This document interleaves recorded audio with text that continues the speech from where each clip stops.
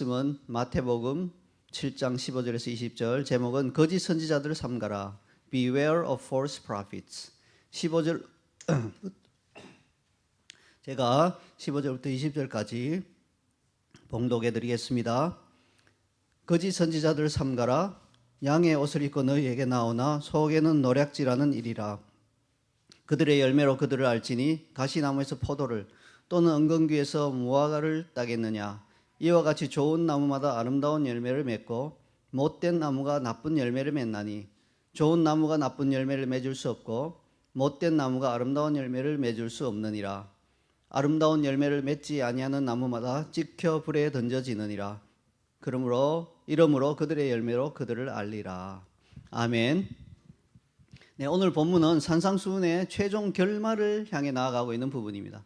아시다시피 산상수훈은 마태복음 5장, 6장, 7장이죠. 그 중에 이제 7장의 거의 마지막 부분으로 가고 있습니다. 오늘 본문을 통해 예수님은 뭘 말씀하고 계신가요? 산상수훈을 살아가고자 하는 하나님의 백성들이 특별히 주의해야 할 것이 있다는 그런 부분에 대해서 말씀하는 것입니다. 그것은요, 거짓 선지자들에게 속아 넘어가지 말라 하시는 겁니다. 자, 왜 그럴까요? 거짓 선지자들에게 속아 넘어가면 어떤 일이 일어나나요? 그들로 인해서 어떤 피해를 입을 수 있나요? 금전적인 손해를 볼 수도 있죠. 그게 대표적이죠. 헌금을 강요하잖아요. 거짓 선지자들이 좀 그렇습니다. 재산을 다 팔아서 바치라는 식으로 이렇게 헌금을 많이 강요하는 경향이 있죠. 또 인간관계가 파탄날 수 있습니다. 거짓 선지자는 자기 말만 듣게 하기 위해서 다른 사람 못 만나게 하잖아요. 자기 그룹 안에 있는 사람들끼리만 만나게 하고 절대 바깥에는 함께 어떤 인간관계를 하지 못하게 하는 경우가 많아요. 그러다 보니까 심지어는 가족 간의 극심한 불화를 가져올 수도 있죠.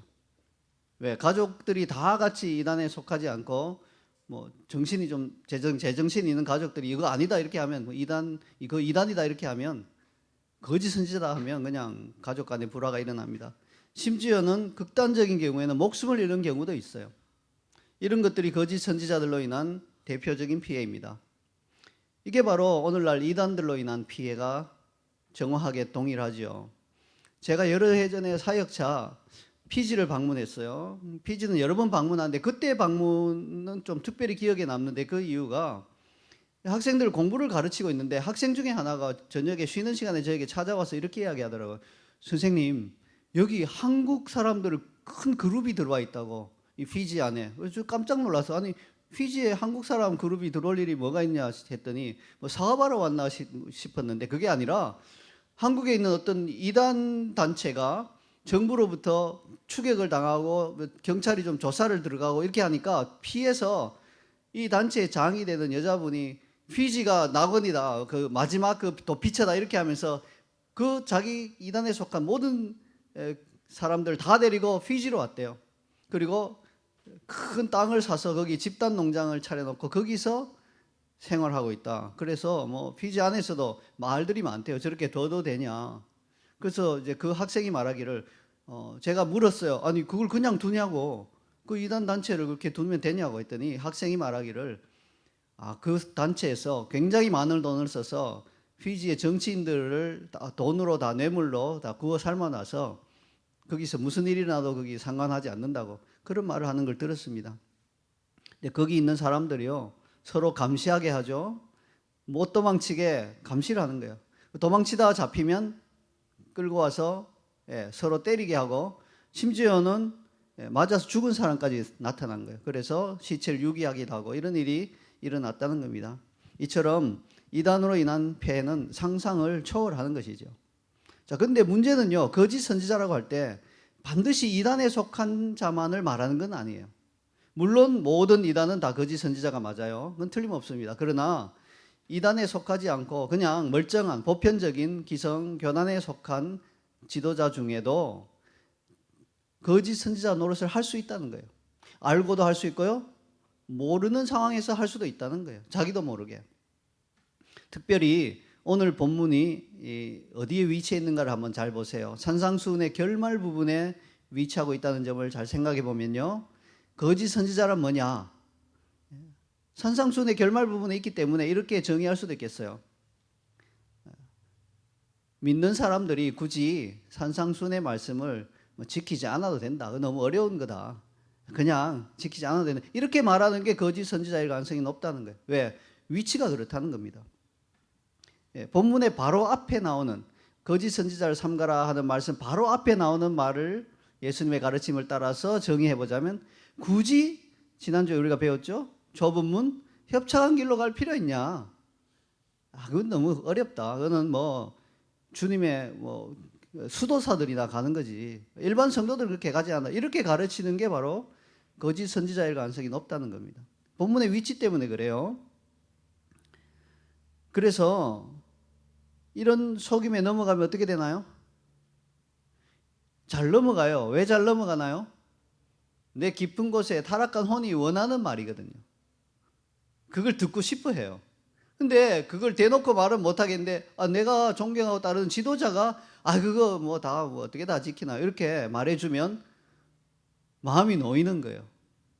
받고 싶어요. 그렇구나 이런 생각이 자꾸 들어와요. 옆에서도 속삭이기도 하죠. 그 말이 맞아 이런 속삭임도 있을 거예요. 아마 귀에 이렇게 속삭일 거예요. 그 말이 맞지 뭐 그걸 다 지켜야 되나 이런 것 때문에 이렇게 훅 넘어가는 수가 있다는 거예요. 그러면 어떻게 됩니까? 오늘 경고하는 것처럼 나쁜 열매를 맺게 되고요. 좋은 열매를 맺을 수가 없잖아요. 나쁜 열매를 맺게 되고 찍혀 불에 던져지게 되는 겁니다. 저 역시 이런 의미에서 거짓 선지자가 되지 않고자 힘들더라도 어렵더라도 어려워요. 힘들어요. 그러나 산상순의 말씀대로 지켜 살려고 애쓰고 노력하고 있습니다. 뭐 제 노력이 부족해서 아직은 제가 많이 노력하고 있다는 것처럼 안 보일지 몰라도 열심히 노력하고 있습니다. 또한 이 교훈을 삶에서 지키라고 우리 성도들에게 제가 강권하는 이유가 마지막 때 주님의 심판대 앞에 섰을 때 너 거짓 선지자였다 이렇게 드러나면 어떻게 됩니까? 저는 그것이 너무나 두려워서 그렇게 살려고 실천하려고 노력하면서 동시에 그렇게 실천하며 살아야 한다고 여러분들에게 전하고 있는 것입니다. 자, 그런데 현실에 있어서요 거짓 선지자를 분별하기는 참 어려운 일이에요. 쉽지 않습니다. 이게 쉬우면 뭐 금방 보면 뭐 이마에 거짓 선지자 이렇게 써붙이고 다니면 금방 알 텐데 그렇지 않다는 데 문제가 있죠. 그 이유는 15절에 나와 있습니다. 함께 읽어보겠습니다. 거짓 선지자들을 삼가라. 양의 옷을 입고 너희에게 나오나 속에는 노략질하는 일이라. 네, 그렇습니다. 현실에서 참 선지자나 거짓 선지자나 겉으로는 다 양의 모습을 하고 있다고 합니다. 이 말은 무슨 뜻인가요? 두 종류의 선지자 모두 그 입술에서 나오는 말은 그럴듯하게 들린다는 거예요. 거짓 선지자가 무슨 말을 할 때 그걸 딱 들어보면 즉시 이거 엉터리다, 거짓말이다, 이거 진리가 아니다라고 딱 분별이 되는 게 아니라는 거예요. 굉장히 확신을 가지고 힘있게 그럴듯하게 말하기 때문에 이게 맞나? 이런 생각이 드는 거예요. 그럴듯하게 들린다는 말입니다. 그래서 이게 하나님 진리의 말씀이 맞나? 이런 생각이 들도록 한다는 거예요. 양의 탈을 쓰고 있기 때문에, 양의 옷을 입고 있기 때문에 모른다는 겁니다. 근데 매우 주의해야 돼요. 왜냐하면요, 말은 그럴듯하게 하지만 그 속에는 노략질하는 이리의 영이 숨어 있기 때문에 그래요. 그러니까 그걸 모르고 그냥 이거 뭐 겉보기에 이분 참 선지자 같다 이렇게 생각하고 그냥 훅 받아들이면 망하는 길로 같이 갈 수 있다는 겁니다. 이걸 기만 전술이라고 하죠. 왜? 이 사기꾼들이 다 그렇잖아요. 처음부터 사기인 줄 알면 누가 빠져들겠어요? 사기가 아닌 참 좋은 거라고 착각하게 만들고 결국은 노략질하는 것이죠. 이 세상에서도 이와 같은 기만 전술은 널리 쓰이고 있습니다. 여러분, 한국 군대 군복은 주기적으로 바뀝니다. 이렇게 주기적으로 군복이 바뀌는 이유는 몇 가지 이유가 있겠죠. 시대의 흐름에 따라서 옛날 군복은 촌스러워 보이는 거예요. 이게 참 사람의 눈이 간사하죠. 시대가 흐르면요, 옛날에는 되게 멋있어 보이고 좋아 보였던 게 한 10년, 20년, 30년 흐르면 촌스러워 보이는 거예요. 여러분, 증명해 드릴까요? 지금이라도 여러분 어디 찾아서 한 3, 40년 전에 사진들을 한번 보세요. 일반 사람들의 복장하고 있는 거. 와, 이렇게 촌스럽게 입고 다니는, 이런 생각이 들 거예요. 자, 그런 이유가 있고 또 하나는 새로운 기술이 나오는 거예요. 군복에 적용할 만한 뭐 더 좋은 위장술이란 이런 게 나와서 새로운 기술을 적용하기 위해서 바뀌는 수도 있고요. 근데 그보다 더 근본적이고 중요한 이유는 뭐냐면요. 우리의 적국인 북한에서는 우리 남한의 군복을 많이 준비해놔요. 그러다가 유사시에 전쟁이 나면 특수부대에 그 군복을 입혀서 저 후방에다가 비행기로 ANC 뭐 투기나 이런 거 가지고 떨어뜨려 버린 거예요. 몇백 명씩. 그러면 생각해 보세요. 남한 군복을 입고 총 들고 막 설치면 저거 우리 국군이다 생각하지 저기 여기 쳐들어왔다고 생각 못하죠. 그러니까 큰 혼란이 일어나게 되는 거예요. 그런 목적으로 많이 준비해 놓는다는 거예요. 그러니까 주기적으로 군복을 바꿔버리면 어떻게 돼요? 그러한 위협으로부터 상당 부분 줄어들 수 있어요. 왜? 그들도 막 다시 또 준비하고 마련해야 되니까 그만큼 시간이 걸릴 거 아니에요. 자, 그런데 저는 이런 기만절술, 양의 옷을 입고 나오는 거짓 선지자에도 두 종류가 있다고 생각을 해요. 하나는요, 자기가 알아요. 자기가 지금 진리를 전하고 있지 않은 걸. 그러나 그렇게 전하는 이유는 자기 혼의 욕심을 따라서 속에 노략질하고 하는 그 이리의 영이 있기 때문에 잘 사기쳐서 자기 유익을 얻고자 하는 자들이 있다는 거예요. 대표적으로 이단들이죠. 이들이 노리는 대상은 누군가요? 신앙이 거의 없는 불신자들에게 혹은 신앙이 좀 흔들리는 이런 사람들을 포섭해서 자기들의 먹이로 삼는 것입니다. 마치 이게 올바른 진리인 것처럼 제시를 한다는 거예요. 그러나 방향은 어디로 갑니까? 자기가 원하는 타락한 욕심을 채우는 방향으로 이끌고 가죠. 이런 거짓 선지자들이 바로 이단에 속한 자들입니다. 자기가 알고 있어요. 그런데 좀 안타까운 일이지만 더 은밀한 거짓 선지자들이 있다고 생각합니다. 누군가요? 이들은 진심으로 자기들은 양이라고 생각해요. 그리고 자기들이 양의 옷을 입고 있는 양이라고 생각하는 거예요. 누군가를 일부러 속이자고 하는 그런 마음 없어요. 정말로 양이라고 생각하고 자기가 전하는 말씀이 하나님의 진리의 말씀이라고 확신하고 있어요. 근데 사실은 아닌 거예요. 어디서부터 잘못됐을까요? 뭐 하나님 아니고 우리가 알 수 없죠. 사람마다도 다 다르겠죠. 그런데 한 가지 확실한 것은 그들이 처음부터 진리의 말씀에 자신들을 굴복시켜 본 경험이 없는 거예요. 자기들이 그냥 이 진리의 말씀을 편법으로 대충 그냥 한 귀로 듣고 실천하지도 않으면서 자기 마음에 편하게 느껴지는 것만 이렇게 뽑아서 이렇게 이제 생활하다 보니까 자기도 모르는 사이에 거짓 선지자가 되어버리고 만 거예요. 얼마나 이 안타까운 일입니까? 그래서 이 미혹의 영에 사로잡힌 이런 자들을 따라가면 어떻게 됩니까? 이들의 거짓 진리를 받아들이게 되죠. 그리고 열매 없는 쭉정이와 같은 그 길로 같이 따라가게 되는 겁니다. 예수님의 말씀대로 맹인이 맹인을 인도하는 그런 상황이 벌어지는 것이죠. 결국은 어떻게 됩니까? 어느 정도 가다가 둘 다 구덩이에 빠지게 됩니다. 구덩이에 빠진 다음에야 아이고 이거 구덩이가 빠졌는 거 보니까 우리가 엉터리였구나. 앞을 보지 못하는 것이었구나 깨닫게 되지만 때가 늦은 경우가 많아요. 나오지 못하는 경우가 많다는 겁니다. 그래서 이 첫 번째 부류의 거짓 선지자는 비교적 쉽게 구별할 수 있어요. 너무 확연하게 드러나요. 조금만 살펴보면 확연하게 드러나요. 이단들은 뭐 그냥 쉽게 드러나는데 이 두 번째 부류, 자기도 모르게 그냥 진리를 취사선택해서 자기 입맛에 맞게 이렇게 바꾸어서 전하는 이 거짓 선지자들은 참 구별하기가 어렵습니다. 왜냐하면 확신 가운데 전하거든요, 이 사람들도.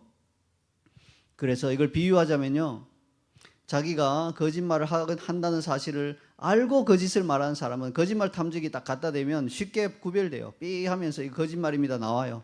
그러나 자기가 거짓말 한다는 것을 모르고 이게 진리라고 생각하고 말하는 사람은 거짓말 탐지기도 탐지가 안 되는 거예요. 왜? 이게 진리라고 나오니까 거짓말 탐지기는 탐지가 안 돼요. 왜? 본인이 진리라고 믿고 말하고 있기 때문에. 그러니까 분별하기가 참 어려워져 버리는 겁니다. 그래서 이단은 쉽게 분별할 수 있어도 우리 기성교단 안에 있는 그냥 자기 마음대로 그냥 자기가 원하는 입맛대로 진리를 전하는 거짓 선지자는 참 분별하기가 어렵습니다. 근데 불가능하냐? 네, 그들의 말로는 어려워도 다른 방식으로는 분별할 수 있습니다. 예수님께서는 그 방법을 이어지는 본문에서 알려주셨습니다. 16절을 함께 읽겠습니다. 그들의 열매로 그들을 알지니 가시나무에서 포도를 또는 은근퀴에서 무화과를 따겠느냐. 예수님은요 나무와 그 맺히는 열매를 비유로 들어서 그 방법을 알려주시는 거예요. 열매로 알 수 있다 말씀하십니다. 여러분 나무에 대해서 잘 아세요? 저는 사실 잘 몰라요. 동물은 좀 관심이 있어서 이렇게 동물의 왕국 이런 것도 좀 보는데 나무는 별로 그렇게 관심이 없어요. 그래서 그런지 저희 집에 나무가 들어오면 거의 뭐 잘 못 견딥니다. 좀 관심을 가지고 잘 해야 되는데 관심이 없으니까. 나무 종류를 아는 걸 말해보라 하면 제가 이렇게 딱 눈으로 봐서 저거는 무슨 나무다라고 말할 수 있는 게 한 10종류도 안 될 것 같아요. 뭐 소나무는 알 것 같은데 그 외의 나무들은 잘 모를 것 같아요. 근데 이제 제가 나무 종류가 참 많다는 것을 언제 처음으로 깨달았냐면요. 어렸을 때 이 만담을 통해서 깨달았어요. 만담이라는 게 뭔지 아세요? 혹시 여러분 젊은 친구들은 모를 거예요. 옛날에는 뭐 유흥거리가 별로 없으니까 한 남녀로 구성된 이런 사람들이 좀 나이가 지긋한 분들이 나와서 막 여러 가지 주제를 놓고 자기 온갖 말을 하는 거예요. 계속 주거니 받거니. 그 1시간짜리 테이프로 만들어서 팔고 이랬어요. 듣고 있으면 1시간이 재밌게 그냥 지나가는 거예요. 만담은. 그렇게 하는데 거기에 이제 마침 그때 제가 들은 테이프가 좀 오래되면 늘어나잖아요. 그리고 음질도 좀 나빠지죠. 그런 걸로 들었는데 나무에 대한 주제로 만담을 하고 있었어요. 그때 제가 나무 종류가 참 많다는 걸 깨달았거든요. 뭐 이런 식으로 주고받는 거예요. 진짜 배기 참나무, 말이 아닌 소나무, 친한 친구 벚나무, 방귀 낀다 뽕나무, 뭐 이런 식으로 한 100개 이상 막 쭉 이야기를 하는 거예요. 뭐 들으면서 재밌기도 하고 나무가 이 세상에 참 많구나 한 걸 그때 어렸을 때 깨달았다는 거죠. 자, 이처럼 수많은 종류의 나무 가운데 좋은 나무는 뭘까요? 좋은 나무라고 말할 수 있는 나무가 뭘까요? 사람마다 답이 다를 거죠. 뭐 과일을 맺는 좋은 과일을 맺는 나무가 좋은 나무다.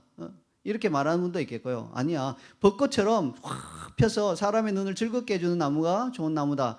이렇게 말하는 분도 있겠고요. 또 뭐 목공에 관심 있는 분은 그런 나무들이 진짜 좋은 나무가 아니라 이 목재가 단단해서 가구나 악기나 이런 거를 만들 수 있는 그런 나무가 좋은 나무다. 이렇게 말하는 분들도 있을 거예요. 사람마다 기준이 다 다르죠. 그래서 단순히 어떤 종류를 기준으로 어떤 나무가 좋은 나무다 이렇게 말할 수는 없다는 거예요.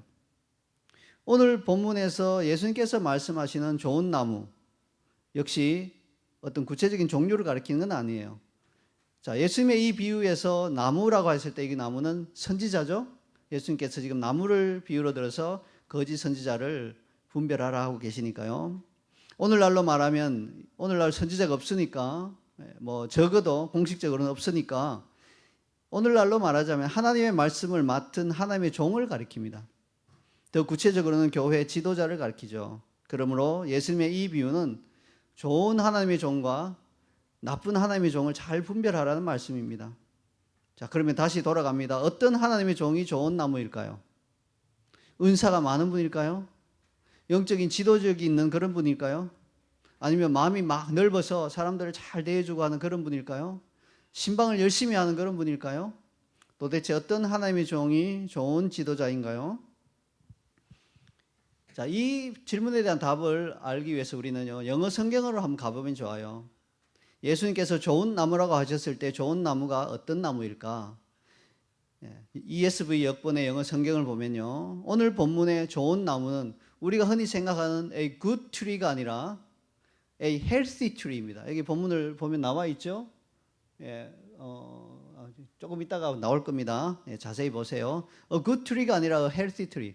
건강한 나무가 좋은 나무다. 그렇게 말씀하고 있습니다. 이 점이 아주 중요합니다. 예수님께서 말씀하시는 좋은 나무는 종류를 막론하고 건강한 나무를 말하는 거예요. 나무가 건강하면요, 그 과일 맺는 나무는 그 나름대로 좋은 거예요. 좋은 과일, 튼실한 과일을 맺을 거예요.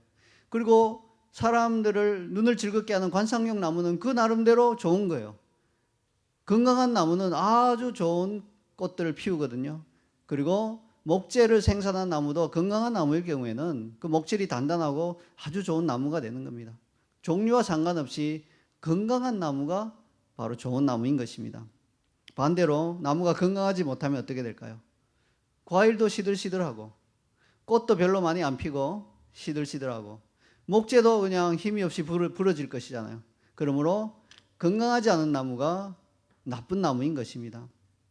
건강하지 못하는 말은 병들었다는 말이에요. 실제로 본문에서 못된 나무는 영어 ESV에서 a diseased tree 이렇게 해서 병든 나무라고 표현되어 있습니다. 이제 우리는요, 좋은 나무가 무엇인지 알게 되었습니다. 그것은 병들지 않은 건강한 나무입니다. 그렇다면 하나님의 종, 좋은 하나님의 종은 어떤 종입니까? 건강한 지도자인 거죠. 그리고 당연한 말이지만 이때 건강이라고 하는 것은 육신의 건강이 아니라 영적 건강을 의미하는 거죠. 육신의 건강이라고 하면 육신적으로 몸이 아픈 지도자들은 다 나쁜 지도자가 되잖아요. 그렇지 않고 영적으로 건강한 지도자가 좋은 지도자인 것입니다. 그가 영적으로 건강하기만 하면요, 하나님께 받은 은사와 사명과 상관없이 좋은 하나님의 종입니다. 종들마다 특징이 다 달라요. 나무가 열매를 보는 나무가 있고 광경을 보는 나무가 있고 목재를 보는 나무가 있는 것처럼 하나님의 종들도 하나님께서 받은 은사와 사명이 다 다르기 때문에 가난한 사람들을 구제하는데 특심인 목사님이 계시고 선교에 아주 올인하고 계신 목사님도 계시고 기도에 특화된 목사님도 계시고 말씀을 깊이 잘 보는 목사님도 계시고 다 달라요. 그러나 한 가지 공통점, 그들 모두가 건강해야 한다는 거예요. 건강하면 그것을 통해서 좋은 영적인 열매를 다 맺으시는 거예요. 근데 건강하지 못하면 자기가 죽을 뿐만 아니라 자기 밑에 자기를 따르는 성도들마저도 병든 길로 인도하게 되고요, 열매가 없는 길로 인도하게 된다는 것을 기억하시기 바랍니다. 예수님은 이 오늘 본문에서 이들이 그렇게 될 수밖에 없는 원리를 또한 설명해 주십니다. 17절과 18절을 함께 읽겠습니다. 이와 같이 좋은 나무마다 아름다운 열매를 맺고 못된 나무가 나쁜 열매를 맺나니 좋은 나무가 나쁜 열매를 맺을 수 없고 못된 나무가 아름다운 열매를 맺을 수 없느니라. 어떤 나무가 병들었다면 이게 증상으로 나타날 수밖에 없죠. 아니, 병들었는데 튼실한 과일이 생긴다, 이건 아니죠. 그건 병들지 않은 거예요. 병들었는데 막 보기 좋은 관상용 꽃이 흐드러지게 펴 있다, 이거 아니에요. 그거는 병들지 않은 겁니다. 병들었으면 반드시 증상이 나타나게 되어 있습니다. 병든 증상을 숨길 수 있다면 그거는 병든 게 아니죠. 사람도 마찬가지 아닙니까? 여러분 2002년 말을 기억하세요? 2002년 하면 월드컵으로 기억하는데, 저희 홍콩에 살았던 사람들은 그것 못지않게 또 기억에 남는 게 있는데 뭐냐면 사스가 거기 발생했죠. 2002년 11월 말쯤부터 소문이 들려오기 시작해요. 홍콩과 인접한 중국 광동성 그 남쪽 심천이라는 이런 지역에서 괴질이 발생했다는, 막 사람들이 두려움에 떨면서 그런 소문이 있더라고. 주고받아요. 아직까지 홍콩으로 넘어오지 않은 때였습니다. 그때 사스가 그곳에서 발생한 거죠. 중국 정부는요, 이 괴질의 발생을 알리지 않고 처음에는 조용히 처리하려고 했어요. 공산국가의 특징이 그거예요. 공개하는 게 없어요. 그냥 조용히 처리하는데 어떤 식으로 처리하냐면요, 굉장히 무식한 방법이에요. 누구든지 기침만 하면 공안이 달려가서 잡아서 강제 격리 수용소에 보내버리는 거예요. 그러니까 여러분 생각해 보세요.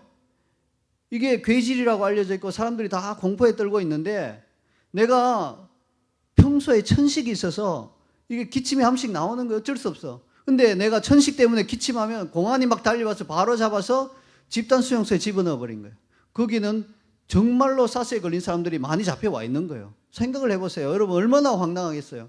외국인도 감기 걸린 채로 외국에서 이렇게 비행 들어와서 하루가 지났는데 감기가 걸렸으니까 대중교통에서 할 수 없이 기침하잖아요.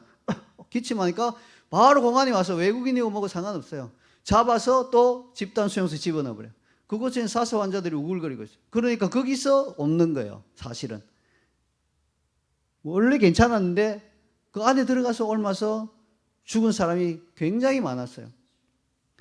그래서 사람들이요, 절대 기침하지 말아라. 막 그때 기침하면 바로 사형 선고다 이렇게 생각하고 기침하지 말아야 했는데 여러분, 기침 안 하는 게 되나요? 이게 안 된다는 거예요. 기침이 나는 걸 어떻게 하겠어요? 그래서 많은 사람들이 그 후로도 계속 잡혀갔어요. 그 소문이 돌고 기침하면 공안이 와서 다 잡아가서 사스 환자가 우울거리는 집단 수용소에 집어넣는다는 소문이 돌아도 기침하고 잡혀갔어요. 여전히 숨길 수가 없다는 겁니다. 병은 숨길 수가 없는 거예요. 지금 당장 증상이 없다 하더라도 결국은 증상이 나타나게 됐어요. 그게 병인 것입니다. 이처럼 못된 나무는 나쁜 열매를 숨길 수 없는 것입니다. 거짓 선지자는 자기들이 나쁜 열매 맺는 걸 숨길 수가 없어요. 양의 옷을 입고 나온다 해도 거짓 선지자는 반드시 나쁜 열매를 맺을 거예요. 자신의 정체를 드러낼 수밖에 없다. 그러니까 말이 아니라 그 드러나는 열매, 그 행동의 열매를 자세히 관찰하면 알 수 있는 거예요. 자, 이렇게 나쁜 열매를 맺도록 되어 있는 게 그의 본질이기 때문에 그래요. 안에 노략질하는 일이기 때문에 그게 어디 갈 수가 없다는 겁니다. 끝까지 어떤 사람이 한번 보자. 말을 들은데 좀 이상해. 너 거짓 선지자 같아. 너 한번 보자. 지켜보는데 끝까지 행동이 진리 위에 기반하고 있고 진리만을 선포하고 끝까지 잘 가면 그 사람은 거짓 선지자 아닌 겁니다. 내가 잘못 착각한 거예요. 그러나 정말 거짓 선지자라면 반드시 일정 기간 지나면 그 나쁜 열매를 맺게 돼 있어요. 그리스도인이 그 삶에서, 특별히 거짓 선지자가 그 삶에서 나쁜 열매를 맺을 수밖에 없는 것은 성령님이 함께하지 않기 때문에 그래요. 모든 우리의 좋은 열매들은 성령님이 도와주셔서 맺을 수 있는 건데 거짓 선지자는 말할 것 없이 성령님이 함께하지 않기 때문에 좋은 열매를 맺을 수 없다는 것입니다. 그러므로 우리는 우리 자신을 늘 살펴야 돼요. 우리가 어떤 열매를 맺고 있는지, 우리가 산상순의 말씀대로 실천하며 살아가고 있는지, 그리고 내가 믿고 따르는 지도자 역시 그렇게 되어 있는지 잘 살펴야 합니다. 아니다 싶으면, 내가 아니다 싶으면 내가 돌이켜야 되고요. 내 지도자가 아니다 싶으면 권면하고 기도해주고 그것도 안 되면 멀리하고 떠나야 됩니다. 거기서 계속 같이 있으면서 그 거짓 선지자 밑에서 나도 같이 멸망길로 갈 수는 없지 않습니까? 자, 그런데 여기서 반드시 짚고 넘어가야 할 부분들이 있어요. 나쁜 열매라고 하는 것은요, 그 사람의 성품을 통해 맺어지는 삶의 열매지 단순히 사역의 결과가 아닙니다. 이 두 가지는 완전히 다른 것이에요. 뭐 사역이 시원찮고 이게 뭐 부족하다고 이거 나쁜 열매다 이렇게 단정할 수 없다는 거예요. 예를 들어 보겠습니다. 어떤 목회자가 있는데 그분은 작은 섬에서 평생 대여섯 명의 교인들을 데리고 목회하고 있다고 합시다. 자, 이 목회자는 좋은 열매를 맺는 하나님의 종인가요? 혹은 나쁜 열매를 맺는 하나님의 종인가요? 우리는 딱 자동적으로 이렇게 생각, 섬에서 작은 교회 규모의 목회를 하고 계시다. 그러면 그 목회자는 좋은 하나님의 종이겠구나. 그렇게 생각할 수 있는데 사실 그건 알 수 없어요. 단순히 섬에서 작은 규모 목회를 하고 있다는 사실만으로 그 목회자가 좋은 열매를 맺는 하나님의 종인지 혹은 나쁜 열매를 맺는 거짓된 종인지 분별할 수 없다는 겁니다. 오직 그의 성품을 통해서 맺어지는 삶의 열매를 통해서 분별할 수 있습니다. 물론 작은 섬에서 오랫동안 작은 교인을 데리고 목회한다면 좋은 종일 가능성은 높습니다. 그러나 그것만으로 알 수는 없다는 거예요. 그러면 수천 명이 모이는 대형 교회 담임 목사님은 좋은 열매를 맺는 참된 하나님의 종인가요? 혹은 나쁜 열매를 맺는 거짓된 종인가요? 이것 역시 답할 수 없다는 거예요. 우리가 대형 교회라는 그 타이틀만으로 그분을 평가할 수 없다는 거예요. 그러므로 우리는 어떤 사역의 외적인 면만을 보고 그 사람이 좋은 열매를 맺고 있는 좋은 하나님의 종인지 나쁜 열매를 맺고 있는 나쁜 하나님의 종인지 못된 하나님의 종인지를 분별할 수 없다는 겁니다. 자, 그런가 하면 또 하나 주의할 점은요. 한두 번의 실수를 가지고 한두 번의 죄를 가지고 하나님의 종을 딱 그대로 판단해서는 안 되는 거예요. 저 사람 나쁜 열매 맺네. 거짓 선지자 이렇게 판단하면 안 된다는 거예요. 한두 번 가지고. 왜냐하면 진실된 하나님의 종 역시 이 땅을 살아가는 동안에 실수와 허물이 있다는 거예요. 때로는 심각한 죄를 범하기도 합니다. 위대한 하나님의 종이 다윗을 보면 그렇죠. 다윗도 한두 번 죄는 범하고 실수하기도 하고 심각한 죄를 범하기도 합니다. 그러므로 우리는 어떤 하나님의 종에서 어떤 죄와 허물을 본다고 그 즉시 그가 나쁜 하나님의 종이다, 나쁜 거짓 선지자다 이렇게 판단할 수는 없다는 거예요. 오히려 그의 삶의 전체적인 방향성을 봐야 됩니다. 그가 인생의 상당한 기간 동안 지속적으로 나쁜 열매를 맺고 있다면 비로소 그를 거짓 선지자다 이렇게 말할 수 있겠죠.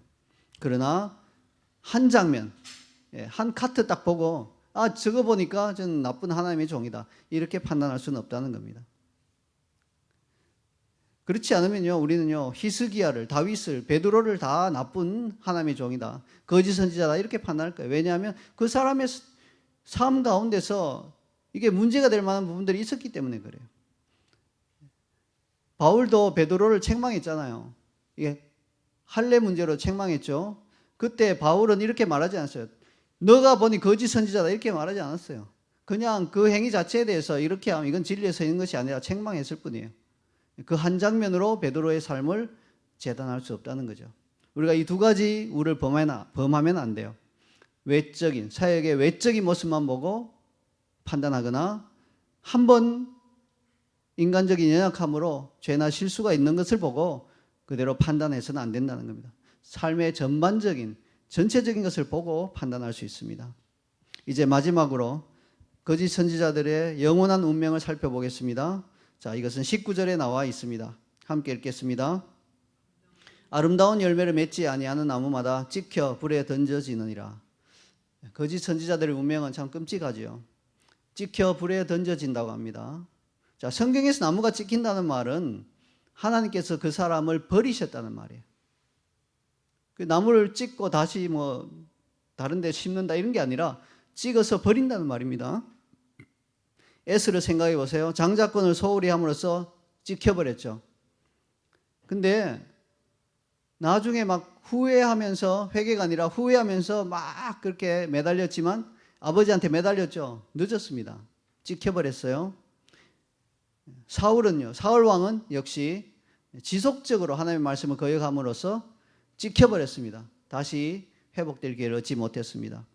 그러므로 이게 찍혀버린다는 말도 무서운 말인데 더 확실하게 불에 던져진다까지 이야기하셨죠. 영원한 심판과 멸망을 의미합니다. 그래서 거짓 선지자들은 회개하지 않고 끝까지 거짓 선지자 노릇을 하면 결국에는 찍혀서 불에 던져지는 운명을 맞이하게 됩니다. 그런데 이게 거짓 선지자만의 문제가 아니라 그 거짓 선지자의 말을 믿고 그를 따라갔던 추종자들도 동일한 운명을 맞이하게 된다는데 큰 문제가 있습니다. 그래서 우리가 참 주의해야 되죠. 우리가 거짓 선지자의 말을 믿고 그 말에 귀를 기울이고 따라간다면 그 이유가 뭘까요? 잘생겨서 그런가요? 네, 그런 면이 있대요. 강단의 목사님이 훤칠하고 잘생기면 그분 말씀이 잘 귀에 들어오고 안 그러면 또 잘 안 들어오고 이런 경향이 있대요. 예, 부인할 수 없죠. 혹은 말이 설득력이 있고 그 말이 막 소위 말해서 기름이 막 그 말에 쫙 흘러 넘치고 그렇기 때문일까요? 왜 거짓 선지자를 따르나요? 이런 이유들은 지엽적인 변명이고요. 진정한 이유는 뭐냐면 아까도 말씀드린 것처럼 그 말이 그럴듯하게 솔깃하게 들리게 만드는 내 안에 죄성이 있기 때문에 그래요. 진리의 말씀은 튕겨나가고 듣기 싫고 거북하고 거짓 선지자가 해주는 말은 이게 듣고 싶고 솔깃하고 받아들이고 싶은 우리 죄성이 우리 안에 있기 때문에 그렇다는 거예요. 그러므로 거짓 선지자를 따라서 나쁜 열매를 맺어서 그와 함께 불에 찍혀 불에 던져지는 자들은 거짓 선지자만 탓할 수 없어요. 저 사람 때문에 저렇게 된 거다. 물론 손가락질 할 수는 있겠지만 그 사람만 탓할 수는 없어요. 내 안에 있는 죄성 때문인 것입니다. 마귀가 사람을 유혹해서 지옥불에 함께 들어가게 된 것 똑같은 원리잖아요. 사람이 지옥불에 떨어지면서 마귀를 욕할 수는 있죠. 그러나 온전히 마귀 때문이 아닌 것입니다. 자기 안에 있는 죄성 때문에 지옥에 가는 것이죠. 마찬가지로 거짓 선지자에게 속아서 그 말을 받아들이는 것은 내 속에 있는 죄성 때문에. 그러나 거짓 선지자의 운명이 어떠한 것을 우리가 알기 때문에 우리의 죄성을 누르고 우리의 죄성을 씻음받고 우리가 본성이 변해야 돼요. 거짓 선지자의 말에 귀를 기울이지 않아야 됩니다. 그 말이 솔깃하게 들리는 것이 거쳐져야 돼요. 진리의 말씀이 나를 찌르고 아프더라도 받아들이고자 하는 마음이 생겨나야 한다는 겁니다. 우리 사랑하는 자이언CC 성도님들, 오늘 메시지를 가볍게 여기지 마시기 바랍니다. 예수님께서 왜 산상순의 결론에 해당되는 중요한 부분에 거짓 선지자에 대한 경고를 하고 계신지 우리 깊이 생각해 보시기 바랍니다. 그 이유는 오늘 우리가 나눈 것처럼요, 거짓 선지자의 달콤한 말에 넘어간다면 우리는 우리 신앙생활의 본질에 해당되는 좁은 문과 협착한 길을 따르는 산상순의 가르침을 가볍게 여기게 될 우려가 크기 때문에 그렇습니다. 그렇게 되면 우리는 좋은 열매를 맺지 못하게 되겠죠. 그렇게 되면 우리는 지켜불에 던져질 수 있다는 겁니다. 이 경고의 말씀에 귀를 기울임으로써 주께서 우리에게 주신 2026년 새해에는 우리가 이 산상순의 말씀을 실천하며 따라가는, 그래서 우리가 참된 선지자로, 그리고 참된 선지자의 말을 듣는 자들로, 그 복된 공동체로 올 한 해를 살아가게 되기를 소원합니다. 아멘. 우리 함께 기도하십시다. 오늘 말씀을 보시면서 하나님, 제가 어떤 삶의 열매를 맺고 있는지 우리 살펴보시기 바랍니다. 여러분 안에 있는 그 여러분의 본성을 한번 살펴보시기 바랍니다. 내가 진리의 말씀이 들려올 때 내가 이것을 힘들고 어렵지만 아멘으로 인정하고 받아들이려고 하는 마음이 있는지, 아니면 조금이라도 부딪혀 오면, 좀 끌끌어오면, 듣기 싫으면 튕겨내버리고 거절해버리고 싶은 그런 마음이 더 큰지, 우리 시간 한번 우리 자신을 살펴보면서 주님 앞에, 주님 새 마음을 주시옵소서, 주님 새 영을 허락해 달라고 우리 간절히 기도하며 나가도록 하겠습니다. 함께 기도하겠습니다. 주여 하나님, 이 시간 간구합니다. 하나님, 우리의 심령 가운데 하나님 거짓 선지자의 말을 듣고자 하는 그러한 타락한 속성이 있음을 고백합니다. 하나님의 말씀이 들려올 때 그것이 내 귀에 달콤하지 않으면 조금이라도 쓴 맛이 뱉어버리고, 하나님 내가 따르기 쉽고 실천하기 쉽고 편안하게 할 수 있는 이러한 것들만 내가 붙들고 나아가는 자가 아닌지 우리 자신을 한번 돌아보게 하여 주시옵소서. 하나님, 우리가 거짓 선지자의 말 너무나 많은 일을 겪었습니다. 하나님, 산상순의 그 말씀, 좁은 문 협착한 길로 걸어가시는 그 말씀, 우리가 무시하고 넓고 편한 길, 내가 가기에 편한 길, 내 발이 걸어가기 편한 길만 선택하는 것들 좀 용서해 주시옵소서. 하나님, 하나님 지켜불에 던져지는 것이 아니사 주님 아버지, 우리가 함께 가는 그러한 어리석기가 되지 않게 해주시옵소서. 하나님,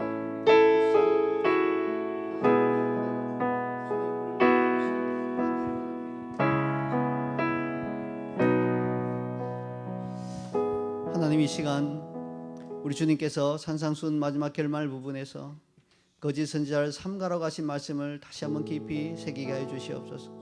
이 땅 가운데 수많은 사람들이 자기도 모르는 사이에 거짓 선지자가 되어 자기들이 하는 말이 진리라고 그렇게 주장하면서 많은 경우에 많은 사람들을 속이고 있습니다. 하나님, 우리가 그러한 속임에 넘어갈까 두렵습니다. 하나님, 우리 안에 있는 죄성 때문에 그 말이 달콤하게 들리고 그 말이 그럴듯하게 들릴까 두렵습니다. 하나님, 날마다 말씀 위에 우리 자신을 세우게 하여 주시옵소서. 날마다 마태복음 5, 6, 7장에 예수님의 산상순 그 말씀을 실천하는 것이 우리의 삶의 목표가 되게 하여 주시옵소서. 그래서 우리가 거짓 선지자와 함께 찍혀 불에 던져질 것이 아니라 하나님, 우리가 흥왕하여 주의 성전에 서 있는 나무가 되어 아름답고 튼실한 열매로 하나님께 영광 돌리게 하여 주시옵소서. 그렇게 우리를 이끄실 성령님 감사를 드리며 예수님의 이름으로 기도하옵나이다. 아멘.